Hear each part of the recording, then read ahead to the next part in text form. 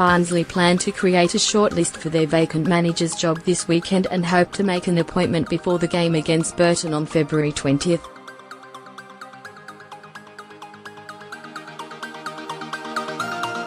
Paul Heckingbottom left Barnsley to join Leeds on an 18-month deal on Tuesday, just 1 week after signing a new contract at Oakwell.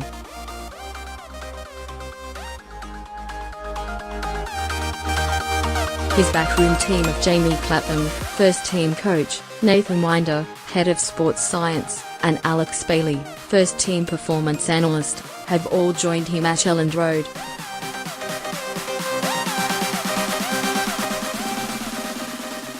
Paul Harsley will take caretaker charge of the Tykes for Saturday's South Yorkshire derby against Sheffield Wednesday.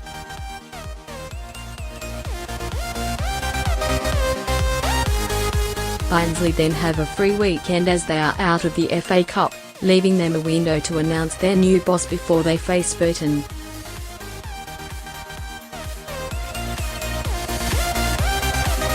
Barnsley are 21st in the Sky Bet Championship table, just 1 point and 1 place above the relegation zone going into the weekend's fixtures.